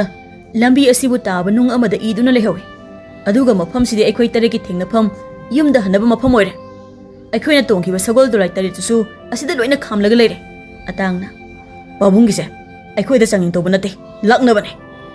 ꯑꯉꯥꯡꯗꯨꯅ ꯀꯅꯥꯅꯣꯁꯨ ꯈꯪꯗꯦ ꯊꯦꯡꯁꯨ ꯊꯦꯡꯅꯗꯦ ꯇꯥꯏꯕꯪꯅ ꯂꯥꯎ ꯀꯣꯅꯨꯡꯗ ꯍꯟꯁꯤ ꯂꯥꯎ ꯑꯩꯈꯣꯏꯕꯨ ꯑꯗꯨꯛ ꯂꯥꯛꯅꯕ ꯋꯥꯡꯉꯨꯅ ꯂꯥꯎ ꯁꯒꯣꯜ ꯗꯣꯂꯥꯏꯗ ꯀꯥꯁꯤ ꯂꯥꯎ ꯃꯐꯝꯁꯤꯁꯨ ꯈꯨꯡꯒꯪ ꯑꯃꯅꯤ ꯃꯤ ꯇꯥꯗꯕꯒꯤ ꯋꯥꯈꯛꯅꯤ ꯂꯣꯏꯍꯦꯟꯅ ꯅꯤꯡꯊꯧ ꯈꯨꯕꯝ ꯀꯅꯥꯗ ꯁꯤꯟꯅꯒꯅꯤ ꯍꯥꯏꯕꯗꯣ ꯍꯟꯇꯛꯅ ꯑꯔꯣꯏꯕ ꯋꯥꯔꯦꯞ ꯑꯣꯏꯍꯟꯁꯤ ꯋꯥꯡꯍꯦꯟꯅ ꯑꯩꯗꯤ ꯁꯒꯣꯜ ꯗꯣꯂꯥꯏꯗ ꯀꯥꯔꯦ ꯏꯆꯤꯜ ꯏꯅꯥꯎꯁꯤꯡ ꯑꯩ ꯃꯥꯡ ꯊꯥꯔꯝꯂꯒꯦ ꯌꯥꯏꯃꯅ ꯂꯝꯕꯤꯁꯤ ꯑꯃꯈꯛ ꯎꯏ ꯄꯨꯟꯅ ꯍꯟꯁꯤ ꯅꯪꯅ ꯍꯥꯟꯅ ꯌꯧꯔꯒ ꯅꯪꯅ ꯅꯤꯡꯊꯧ ꯍꯦꯛꯇ ꯑꯣꯏꯒꯗꯕ ꯅꯠꯇꯦ ꯑꯇꯣꯝꯕꯅ ꯑꯗꯨꯒꯤ ꯋꯥꯗꯤ ꯇꯌꯥꯏꯅꯁꯨ ꯍꯦꯛꯇ ꯑꯣꯏꯗꯧ ꯅꯠꯇꯦ ꯂꯥꯎ ꯁꯒꯣꯜꯁꯤ ꯊꯧꯍꯜꯂꯁꯤ ꯍꯩ ꯃꯆꯤꯟ ꯃꯅꯥꯎ ꯇꯔꯦꯠꯇꯨ ꯂꯝꯕꯤꯗꯨꯗ ꯁꯒꯣꯜ ꯗꯣꯂꯥꯏꯗ ꯇꯣꯡꯂꯒ ꯁꯅꯥ ꯀꯣꯅꯨꯡ ꯃꯥꯏꯀꯩ ꯄꯥꯡꯂꯛꯂꯝꯃꯤ ꯅꯨꯃꯤꯠ 6ꯅꯤ ꯁꯨꯕ ꯅꯨꯃꯤꯠꯅꯤ ꯅꯤꯡꯊꯧ ꯀꯗꯝꯕꯗꯨ ꯂꯥꯟꯃꯤ 5,000ꯃꯨꯛ ꯄꯨꯔꯒ ꯂꯩꯍꯦꯟꯕ ꯍꯣꯏꯅ ꯌꯥꯔꯦꯛꯂꯤꯕ ꯃꯐꯝꯗꯨ ꯌꯧꯁꯤꯜꯂꯛꯂꯦ ꯑꯌꯨꯛ ꯑꯉꯟꯕꯗꯣ ꯑꯗꯨꯒ ꯍꯤꯡꯆꯥꯕꯁꯤꯡ ꯑꯗꯨꯁꯨ ꯅꯨꯡꯒꯤ ꯆꯤꯡ ꯑꯅꯤ ꯀꯥꯔꯛꯇꯨꯗ ꯍꯨꯞꯇꯅ ꯃꯤꯅꯤꯜ ꯏꯅꯤꯟ ꯌꯧꯁꯤꯜꯂꯛꯏ ꯁꯥ ꯀꯩ ꯃꯌꯥꯝꯗꯨꯒ ꯂꯩꯍꯦꯟꯕꯗꯨ ꯂꯥꯞꯅ ꯆꯤꯡ ꯀꯥꯔꯛꯇ ꯆꯪꯂꯛꯂꯤꯕ ꯍꯤꯡꯆꯥꯕꯁꯤꯡꯗꯨꯗ ꯌꯦꯡꯂꯒ ꯍꯤꯡꯆꯥꯕꯅ ꯁꯤꯡꯗꯅ ꯀꯌꯥꯝ ꯁꯤꯡꯗꯧꯔꯤꯅꯣ ꯃꯣꯏꯅ ꯈꯜꯂꯤꯕꯁꯦ ꯃꯐꯝꯁꯤꯒꯤ ꯅꯨꯡꯒꯤ ꯆꯤꯡ ꯀꯥꯔꯛꯁꯤ ꯂꯝꯕꯤꯅꯤ ꯀꯥꯏꯅ ꯈꯜꯂꯨꯔꯤꯕ ꯃꯥꯜꯂꯤꯅꯦ ꯍꯤꯡꯆꯥꯕ ꯃꯥꯟꯕꯁꯤꯡꯒꯤ ꯅꯤꯡꯊꯧꯗꯨ ꯆꯤꯡ ꯀꯥꯔꯛꯇꯨꯗ ꯂꯦꯞꯄꯒ ꯃꯈꯨꯠꯇꯨ ꯊꯥꯡꯒꯠꯂꯒ ꯉꯥꯏꯈꯣ ꯃꯌꯥꯝ ꯉꯥꯏꯈꯣ ꯂꯝꯕꯤꯁꯤꯗꯤ ꯑꯋꯥꯡꯕ ꯅꯨꯡꯅ ꯊꯤꯡꯂꯒ ꯊꯝꯃꯤ ꯑꯗꯨꯗꯤ ꯑꯩꯈꯣꯏ ꯃꯌꯥꯝ ꯍꯧꯖꯤꯛ ꯂꯝꯕꯤ ꯑꯁꯤꯕꯨ ꯊꯤꯡꯂꯤꯕ ꯅꯨꯡꯁꯤ ꯌꯥꯜꯂꯒ ꯀꯥꯔꯒ ꯅꯤꯡꯊꯧꯒꯤ ꯀꯣꯅꯨꯡ ꯎꯔꯒꯅꯤ Ngasidagi chahi kayagi mamangdasu Ningthou kadambasi ai kiduna konungda chengkhrabani lan tawnaba kidana Madu hairaga khakna nopli hingsaba manba amana amuk ai na hana kagi Ningthou amana amuk ai sukaba hauragi Ningthou Hingsaba manba mayamdu nungi sing ani karakta thingliba nungsingdu yan duna kaba haunakre Hingsaba masing lising mga mukna nungdu yalaga maton yongna hek kabaga nungi hek wang matudi onthokna wanglaba turel ama thinglaga thamba nungsing oiramle nungi sing ani karakto Hingsaba amana sidi isingnina Hingsaba amana ai khoina neliba nungsi krek krek lawa makhol ama thoina Hingsaba mayamdu nungi pal marilda lepaga mamangda uriba onthokna kina pak chawraba isingduda yenglingai nakandagi lehenbana lapna laure hai apangbasa nakhoina lakadaba asengba achumba lambi dudi aina uwa kaya yalaga phaijinduna hana loina lambi manghalaga thasinduna lambi lamhang hankrabane aduga aina ising ngagliba sing karak somda lambi asengboina uhalaga kahubane Hingsaba singdu lehenbada ingangakna panduda tongduna yenglingai Ningthou du lehenbana lauribadu nungi sing wangmadagi lanmi mayamduga loina natarami kanano ni pa masase halan misha pau piba lakpani paduna tapna Ningthou moibuni aina haijabado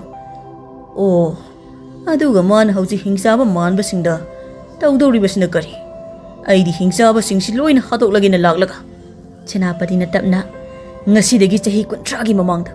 Ningthou na Hollaurga lanmi lising kunmuka lan tawba kidana konungda chelakibado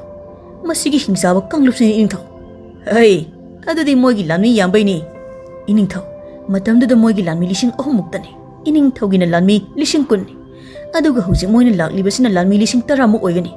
aikhoi gina lising 5 khak oine moi lising ahumuk ubada aikhoi lising kun namai takhalaga chelakpaniko aduga haujin aikhoi lising 5 aduga moi gina lising 10 Ado haujiti lan aduki matik haiba yeknaba lising kaya hatpa ngamba aigi isani pa taret moidi leite ko Ningthou do khadang pairaga mondrang tawringai lehenbana amu hai hingsaba sa ai nung masa ama tharake noi iroyu ko namang doriba ising ipaksida lehenbana nungi panduda nung ama pop lang na thongki hingsaba amana nang na adumai thing manungi pallo sise Lehenbado magi halsing na noklaga haurudana noiso halsing pakpana adudi haurasiko mayam moi mayam na panduda nung pangthongda thongki hingsaba singdo moi mayam da ngakna yenglingai moi mayam na thongba nung singdo panduda pop launa palaga ising pandu bang launa kairaga hingsaba mayam duga sakai mayam duga do onthokpa phibam amada akanba ising irai aduna loina senthaki hingsaba lising 10 mukto Hauzik Ningthou kadambadu lehenbada khodombi thillaga mayadu karaga mamitu saphumuk launa pangaga mamitu kupa kawbu makhai lehenbada yenglaga lepli badu masi sungleng lengdabini Senapati na Ningthou da Ningthou lan loire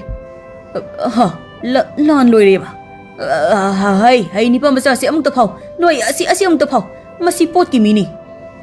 Masin manaw taret na konung tamna lakpada asiba haksang mayam amadi sakai mayam du turil da taw duna leirambadu thengnare Haujing masin manaw taret tu wakhal tare makhoi na Ningthou khuba munaringai hingsaba singna marebakta lan taramle adabu hingsaba sing asibu asumna laina haliba mi oisi kanano haiba hena khangningduna moi taret tu mapagi manakta mapabu uningbana pakhatna thuna laklami konung tamna Tha amagi matong ni Ningthou kadambadu lehenbagi khulda masanipa taret kaloina na laklami lalmi kharaga Haujik Ningthou kadambana phamli basi lehenbagi khulgi khunyaidani khunjare mayamdu Ningthou ubada angakpa maongda harauna yengnari Ningthou na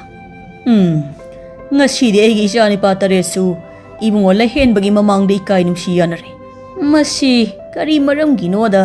makhoi taret na Ningthou khuba munabagi changeng chalingai Laibaga sibu mikup amada tumlamgadabadagi isa ibungogi pairaki lawsingna kanbirambagi oidorini ado ibungo nangdi matau karamna nunggi pandu nungna thomaga thugariba khonja mayam da lehenbagi pakhum khawrang na ngairi matin gadu kut yonadana ahal amana tapna hairod ana isu tomba Ningthou da nunggi pallado yamna chetaba pallamani Ningthou adubu nunggi pallado nung aduna lengjiba makai sungkai koridaba pallamani ꯃꯁꯤꯒꯤ ꯃꯔꯝꯗꯤ ꯏꯁꯤꯡ ꯑꯗꯣ ꯃꯑꯣꯡ ꯍꯥꯗꯦ ꯏꯔꯩ ꯂꯩꯇꯕꯒꯤꯅꯤ ꯅꯤꯡꯊꯧ ꯑꯃꯔꯣꯝꯗ ꯅꯨꯡꯒꯤ ꯄꯜ ꯑꯗꯨꯒ ꯏꯁꯤꯡ ꯑꯗꯨꯒ ꯆꯨꯞꯁꯤꯟꯅꯈꯤꯕꯒꯤꯁꯨ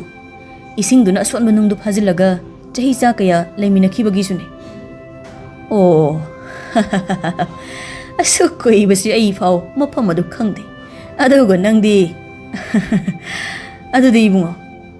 ꯅꯪ ꯅꯤꯡꯊꯧ ꯑꯣꯏꯔꯣ ꯈꯨꯟꯖꯥ ꯃꯌꯥꯝꯗꯨ ꯋꯥ ꯂꯥꯎꯏ ꯃꯆꯤꯟ ꯃꯅꯥꯎ ꯇꯔꯦꯠꯇꯨ ꯃꯃꯥꯏꯗꯨ ꯂꯨꯛꯊꯔꯒ ꯂꯣꯏꯅ ꯂꯩ ꯏꯆꯥꯅꯤꯄꯥ ꯇꯔꯦꯠ ꯑꯁꯤꯅ ꯅꯤꯡꯊꯧ ꯈꯨꯕꯝ ꯃꯨꯠꯅꯕꯒꯤ ꯆꯥꯡꯌꯦꯡ ꯑꯃ ꯆꯠꯂꯤꯉꯩ ꯂꯩꯕꯥꯛꯁꯤ ꯅꯪꯅ ꯀꯟꯕꯤꯕꯅꯤꯗꯣ ꯏꯆꯥ ꯏꯕꯨꯡꯉꯣ ꯍꯧꯖꯤꯛꯇꯤ ꯏꯆꯥꯅꯤꯄꯥ ꯇꯔꯦꯠꯁꯤ ꯅꯪꯒꯤ ꯅꯃꯥꯡꯗ ꯏꯀꯥꯏ ꯐꯤꯔꯨꯛ ꯈꯨꯝꯂꯦ ꯃꯈꯣꯏ ꯇꯔꯦꯠꯅ ꯃꯨꯟꯅꯔꯤꯕ ꯅꯤꯡꯊꯧ ꯈꯨꯕꯝꯁꯦ ꯃꯈꯣꯏ ꯇꯔꯦꯠꯇ ꯃꯇꯤꯛ ꯆꯥꯔꯝꯗ꯭ꯔꯦ ꯍꯥꯏꯅ ꯏꯟꯊꯣꯛꯅꯔꯛꯂꯦ ꯇꯥꯏꯕꯪꯅ ꯄꯥꯕꯨꯡ ꯏꯟꯊꯣꯛꯄ ꯅꯠꯇꯦ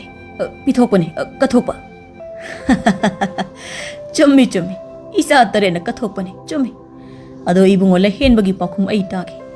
ꯑꯗꯣ ꯑꯩꯅ ꯌꯥꯔꯣꯏꯗꯕ ꯄꯥꯝꯔꯣꯏꯗꯕ ꯄꯥꯎꯈꯨꯝꯗꯤ ꯑꯩ ꯇꯥꯔꯒ ꯀꯣꯅꯨꯡꯗ ꯍꯜꯂꯣꯏꯀꯣ ꯂꯩꯍꯦꯟꯕꯗꯤ ꯉꯁꯥꯏꯗꯒꯤ ꯅꯤꯡꯊꯧꯗ ꯁꯥꯊꯤꯅ ꯉꯛꯅ ꯃꯃꯤꯠꯇꯨ ꯃꯀꯨꯃꯨꯛ ꯂꯥꯎꯅ ꯄꯥꯡꯂꯒ ꯌꯦꯡꯂꯒ ꯂꯩꯔꯝꯂꯤꯕꯣꯏꯔꯦ ꯅꯤꯡꯊꯧꯗ ꯄꯥꯛꯄꯗꯨ ꯂꯩꯍꯦꯟꯕꯒꯤ ꯃꯅꯥꯛꯇ ꯆꯪꯂꯛꯏ ꯑꯗꯨꯒ ꯂꯩꯍꯦꯟꯕꯒꯤ ꯃꯈꯨꯠꯇꯨ ꯇꯥꯞ ꯂꯥꯎꯅ ꯄꯥꯏꯔꯒ ꯊꯥꯡꯒꯠꯂꯒ ꯃꯊꯪꯒꯤ ꯏꯅꯤꯡꯊꯧ ꯂꯩꯍꯦꯟꯕꯅ ꯌꯥꯏꯐꯔꯦ ꯂꯩꯍꯦꯟꯕꯗꯨ ꯄꯥꯛꯄꯗ ꯉꯛꯅ ꯌꯦꯡꯂꯒ ꯅꯤꯡꯊꯧ ꯂꯩꯍꯦꯟꯕ ꯍꯥꯏꯕ ꯃꯆꯤꯟ ꯃꯅꯥꯎ ꯇꯔꯦꯠꯅ ꯄꯨꯟꯅ ꯑꯃꯨꯛ ꯂꯥꯎꯔꯛꯏ ꯃꯊꯪꯒꯤ ꯏꯅꯤꯡꯊꯧ ꯂꯩꯍꯦꯟꯕꯅ ꯌꯥꯏꯐꯔꯦ ꯏꯄꯥ ꯅꯤꯡꯊꯧꯅ ꯌꯥꯏꯐꯔꯦ ꯈꯨꯟꯖꯥꯁꯤꯡ ꯑꯗꯨꯁꯨ ꯀꯟꯅ ꯀꯟꯅ ꯂꯥꯎꯅꯔꯛꯏ ꯏꯅꯤꯡꯊꯧ ꯀꯗꯝꯕꯅ ꯌꯥꯏꯐꯔꯦ ꯏꯅꯤꯡꯊꯧ ꯂꯩꯍꯦꯟꯕꯅ ꯌꯥꯏꯐꯔꯦ ꯌꯥꯏꯐꯔꯦ ꯍꯥꯏꯅ ꯃꯌꯥꯝꯗꯨ ꯀꯟꯅ ꯂꯥꯎ ꯈꯣꯡꯅꯔꯤꯉꯩ ꯁꯥꯃꯨꯃꯨꯛ ꯆꯥꯎꯕ ꯅꯣꯡꯁꯥ ꯑꯃ ꯂꯩꯍꯦꯟꯕ ꯇꯝꯅ ꯃꯌꯥꯗꯨ ꯂꯥꯎꯅ ꯀꯥꯔꯒ ꯉꯪꯂꯒ ꯆꯣꯡꯁꯤꯜꯂꯛꯏ ꯃꯌꯥꯝꯗꯨ ꯋꯥ ꯂꯥꯎꯅ ꯆꯦꯟꯊꯣꯛꯅꯩ ꯑꯗꯨꯕꯨ ꯂꯩꯍꯦꯟꯕꯅ ꯀꯔꯝꯕ ꯃꯤꯀꯨꯞꯇ ꯊꯥꯡꯅ ꯊꯤꯟꯈꯤꯕꯅꯣ ꯀꯅꯥ ꯑꯃꯠꯇꯅ ꯎꯍꯧꯗꯦ ꯑꯁꯤꯕ ꯅꯣꯡꯁꯥꯅ ꯅꯜꯂꯤꯕ ꯂꯩꯍꯦꯟꯕꯗꯨ ꯅꯣꯡꯁꯥꯗꯨ ꯇꯞꯅ ꯏꯟꯊꯣꯛꯂꯒ ꯅꯣꯡꯁꯥꯗ ꯊꯤꯜꯂꯤꯕ ꯊꯥꯡꯁꯥꯡꯗꯨ ꯐꯠ ꯂꯥꯎꯅ ꯁꯠꯂꯒ ꯃꯁꯥꯗꯨ ꯏꯇꯩ ꯇꯩꯅ ꯂꯩꯍꯦꯟꯕꯅ ꯅꯆꯥꯅ ꯏꯅꯤꯡꯊꯧꯗ ꯉꯝꯖꯕ ꯏꯟꯁꯥꯡꯅꯤ ꯏꯅꯤꯡꯊꯧꯕꯨ ꯉꯁꯤꯒꯤ ꯅꯣꯡꯁꯥꯒꯤ ꯃꯊꯦꯜ ꯑꯁꯤ ꯃꯆꯤꯜ ꯃꯅꯥꯎ ꯇꯔꯦꯠꯇꯨ ꯂꯩꯍꯦꯟꯕꯗ ꯃꯇꯤꯟ ꯌꯣꯠꯄ ꯀꯥꯎꯈꯩ ꯃꯁꯥꯗꯨ ꯊꯛ ꯊꯛ ꯅꯤꯛꯈꯩ ꯌꯦꯡꯂꯤ ꯅꯤꯡꯊꯧ ꯀꯗꯝꯕꯗꯨ ꯑꯩꯒꯤ ꯏꯟꯁꯥꯡ ꯍꯥꯏꯕ ꯅꯪꯗꯤ ꯃꯐꯝꯗꯨꯗ ꯆꯥꯡꯌꯦꯡ ꯇꯧꯕ ꯊꯥꯖꯤꯟꯗ꯭ꯔꯕꯁꯨ ꯌꯥꯔꯅꯤ ꯅꯤꯡꯊꯧ ꯀꯗꯝꯕꯗꯨ ꯂꯣꯡꯅ ꯍꯥꯏꯊꯈꯤ ꯋꯥꯟꯊꯔꯒ ꯃꯆꯥꯅꯤꯄꯥ ꯇꯔꯦꯠꯇꯨ ꯄꯥꯕꯨꯡ ꯍꯥꯏꯔꯒ ꯃꯄꯥ ꯅꯤꯡꯊꯧꯒꯤ ꯃꯅꯥꯛꯇ ꯆꯦꯟꯁꯤꯟꯈꯤ ꯅꯤꯡꯊꯧ ꯀꯗꯝꯕꯅ ꯂꯩꯍꯦꯟꯕꯒꯤ ꯂꯩꯕꯥꯛ ꯑꯁꯤꯗ ꯂꯩꯕ ꯃꯁꯛ ꯈ꯭ꯋꯥꯏꯗꯒꯤ ꯐꯖꯕꯤ ꯅꯨꯄꯤ ꯑꯃꯁꯨ ꯁꯦꯝꯕꯤꯔꯝꯃꯤ ꯑꯃꯗꯤ ꯅꯤꯡꯊꯧ ꯀꯗꯝꯕꯅ ꯂꯩꯍꯦꯟꯕꯕꯨ ꯅꯤꯡꯊꯧ ꯈꯨꯕꯝ ꯍꯥꯞꯄꯤꯗꯨꯅ ꯅꯍꯥꯅ ꯂꯩꯉꯥꯛꯄ ꯆꯥꯎꯈꯠꯄ ꯂꯩꯕꯥꯛ ꯑꯃ ꯑꯣꯏꯗꯨꯅ ꯑꯣꯟꯊꯣꯛꯅ ꯅꯨꯡꯉꯥꯏꯅ